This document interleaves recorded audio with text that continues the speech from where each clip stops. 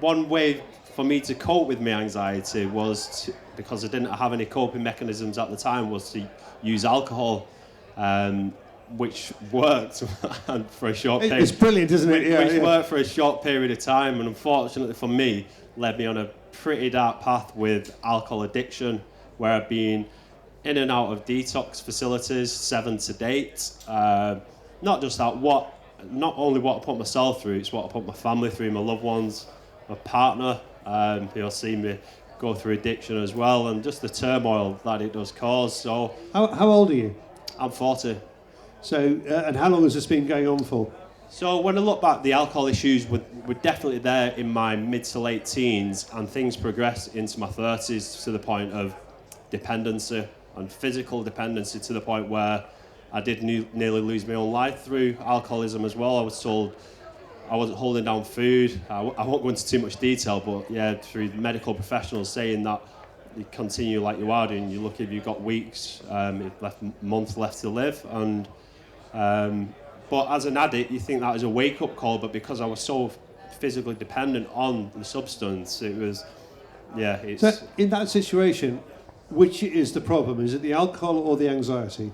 At that stage, it's 100% the addiction. The alcohol takes over. As I say, it's a physical, it's a mental dependency. And you had to deal with that first? Had to deal with that first, as I say, and then got myself into a detox facility with the support of my family, and did 2 weeks in a detox where they give you medication. Not many people know, but alcohol is one of the most, if not the most dangerous substance to withdraw off. So you need medical supervision to withdraw from it properly. And got myself into a detox. And then, in answer to your question, how did tackling mine sort of start on the back of that? Because of my addiction consumed so much of my life, I had a huge void to fill. So during my periods of abstinence, I wasn't socialising in the same social circles for obvious reasons. Found myself with a lot of time on my hands. I moved across from a beautiful lake where I lived over at the time in the Rochdale area called Hollingworth Lake. And I used to go fishing in my teens on something that had never left me. For over 20 years, bear in mind I never went fishing, but that love, as I say, that had never left me. And decided I've got this lake staring at me every morning. I'm going to set up, I'm going to purchase some fishing gear and get myself out there. And I did that. It was the middle of winter, and I took up pike fishing, middle of November. Didn't catch anything, freezing cold. And even though I didn't catch straight away, instantaneously, I saw the benefits I was getting from my mental health over any medication. I've been on 1,000,001 medications, different talking therapies, and I thought, if this is working for me, and I managed to get that buzz back in my life, something that I'd not had for literally years, this is going to work for other people. And it was a bit of a light bulb moment, and I thought, I'm going to go home, set up a Facebook page, share my story. I was that passionate about it because, as I say, it was what it had done for me. And straight away, after setting up that Facebook page, it resonated with so many people, be it people struggling with their own mental health issues, addiction issues, but not just that, the volunteers who don't necessarily have mental health issues, but just want to support and give something back to a sport that's given them so much for so many years. And inundated with people wanting to come fishing, if it's organisations, and things sort of gain momentum from then on. And again, in answer to your other question in regards to getting fishing recognised on the NHS, so there's a thing under the NHS called the NHS Social Prescribing Scheme, and that's where GPs can refer you to, instead of medications, they can refer you to holistic activities, so walking groups, dancing groups, art classes, cooking, etc. And fishing at the time wasn't recognised, and again, I was that passionate about the cause, and I knew there was an opportunity here to get that message out to a wider audience. And I just promoted it, which I've done pretty well early on with Tackle Minds, and utilised social media, emailing connections within the NHS, letting them know about the organisation, offering to put on pilot sessions, and then in the end we set up the infrastructure within and around the Greater Manchester area. So now ultimately people go to the GPs, if you're struggling with your mental health, rather than here's a prescription of the medication, you can now be referred to organisations like Tackling Minds, and other organisations have now adopted that model, which fishing is now being prescribed on a national basis. Did you come across a bit of disbelief from the NHS or a bit of surprise when they went fishing? Are you sure? Even to this day, with people who don't necessarily know much about the sport, it's hard to explain until you see, for instance, an occupational therapist get out on the bank with us, and straight away just being out in nature, being around the green blue spaces, what it does for the service users. People in isolation who don't necessarily talk, and getting them out of the house, opening up to others, and to see straight away, I can see how this works. Well, for me, it's what it does. My wife sometimes says, "What do you think about when you're fishing?" And of course, I think about fishing when I'm fishing. I don't think about anything else. It's what it does to your head, isn't it? That must be the main thing. It kind of allows you to. I guess some people describe alcoholism, and I guess anxiety as well, as demons. Things you feel like things are imposing on you. Fishing is the opposite of that. You can turn those off. Is that the right way of looking at it? 100%. And an example of that is when we're working with army veterans, for instance, who have got PTSD, struggling with a lot of issues in their life, and for the few hours they are out on the bank with us, all those external worries they're forgotten about. Because one, being outside in nature does that, being around other people, but fishing just takes your focus away from everything else, doesn't it? If it's concentrating on your fly, if it's concentrating on your flow, it's... So Tackling Minds has gone a lot further than just alcoholism and depression. Boy, it's gone to all areas of depression, has it? So tell me about areas like, you've obviously gone to veterans charities. Where else have you gone to find people who might benefit? So young people is a great audience to work with, and you find neurodiverse people, so people with ADHD, for instance, people with attention deficit, and again, who do lack patience, and it's crazy to see because you get young people on the bank, even adults with, if it's for ADHD, let's use that as an example, that you got their attention. It's crazy what holding a fishing rod can do for people, and it just gives them that focus, and we see that all the time. So we work with young people, older people, mental health organisations, the NHS, as I say, which could be quite a diverse range of different mental health conditions. But it's grown, and it continues to grow, and we've had recognition from King Charles for the work we've done. So I was nominated out of 5,000 people as the coronation champion by King Charles and Queen Camilla for getting fishing recognised on the NHS. But that recognition is not for me. I'll always say it, and I'll always will. It's for the volunteers, because without the volunteers, the organisation wouldn't have had the recognition, especially something like that. So how many staff and volunteers have you got at Tackling Minds? One staff member at the minute, and that's myself, and we've got numerous volunteers both on the bank who are coaching and facilitating our sessions, but some amazing support also in the background. And this is one of the challenges where the organisation's at now, because we have got so much support. If that's ambassadorships, the tackle trade, people, the volunteers wanted to take the organisation to the next level.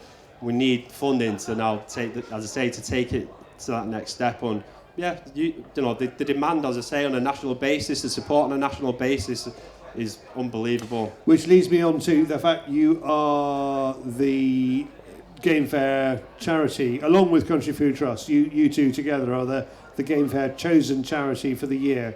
Has that been perhaps a stupid question, but has that been a boost? Of course, being able to, given opportunities like this, that wouldn't have happened last year if it wasn't the charity of choice. I'm doing a talk down in the fishing village on the landing stage. What time? 2:30 this afternoon. Just opportunities to get the message out there. It's not necessarily just about tackling minds and fishing, but to show the people you can talk about your mental health. It's something that I'm confident about, and if I can speak openly and confidently about my mental health, hopefully it'll resonate with other people and show them. I think the statistics now, it's 1 in 3 people have mental health issues, so I'm sure that there's somebody perhaps in this room who doesn't necessarily want to open up, but there is help out there. I mean, we have a specific problem with shooting. We had this mad Home Secretary called Priti Patel, who brought in some guidance which said that if you feel a bit anxious or a bit depressed, we're going to take away your gun certificate. Now, if you're a gamekeeper, that means we're going to take away your livelihood, your job.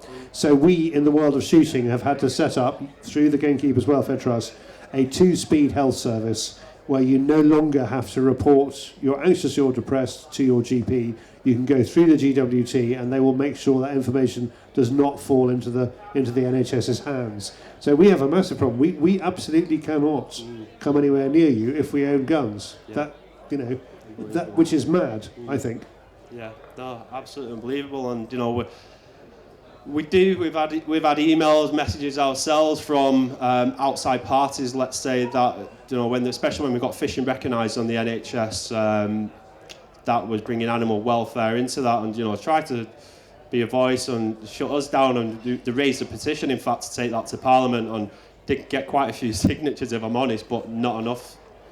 Good. You cope with that. I mean, if the moment you put your head above the parapet, you're always going to get people shouting at you. There's nothing you can do about that, I'm afraid. Yeah, of course, you're always going to get, like say, you do raise above that, but at the end of the day, look what it's done to my mental health, look what it's done to the mental health of the service users that we work with, look what it's now doing on a national basis.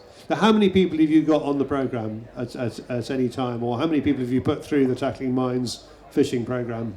So to date, we have put a few thousand through our service, but at present we're running 3 days a week, working with homeless charities, as I say, the NHS, and also one of the social prescribing, so where people are being prescribed through the GPs. We also have a number of open days, so that's open to just general members of the public who want to come down and see what Tackling Mines is about. They might be struggling with their own mental health challenges as well, but also we have social events where that's for the weekend, and now we are looking at putting on more national events. And as I say, just spreading that message, getting the organisation out there and getting more people into the sport, especially young people who don't necessarily have mental health conditions, but equip them with the right skills, which fishing does offer. They've got something to fall back on any point in their life. You're actually bringing them into fishing as well as anything else, aren't you? Exactly. We've created what Tackling Mines has now created. We've created a brand, and we have got, as I say, the support is out there, the demand is out there. As I say, the challenge now is how do we take this to the next level? We've not only can we bring people into the sport, it's, as I say, supporting people who might have mental health conditions or mental health conditions later down the line.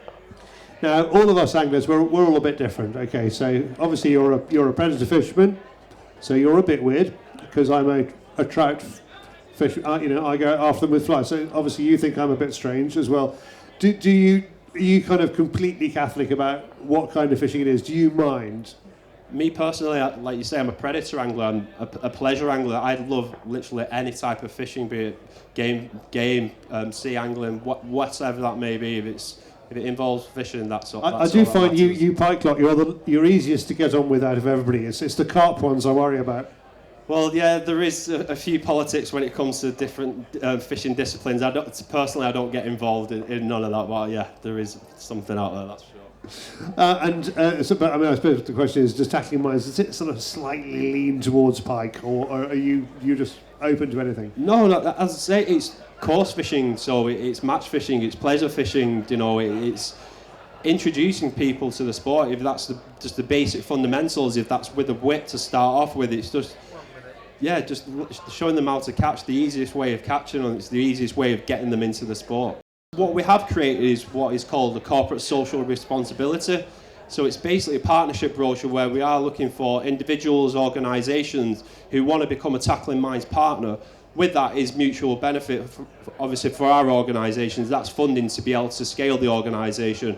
But for any individual who wants to become a partner, that would include involving a corporate wellbeing day. So that's bringing if it's your employees down to a session, we'll supply the fishing tackle, the gear, we'll put breakfast, dinner on, and then you can sponsor one of our main events, which is an opportunity to network amongst other organisations, individuals, and then volunteer employee opportunities as well. So, as I say, with the corporate social responsibility, which a lot of organisations have these days, it's an opportunity to get your staff away from the office space, come on, volunteer, enjoy the green-blue spaces and reap the many benefits it has to offer, as well as supporting an organisation with potentially supporting thousands of people struggling with the mental health issues.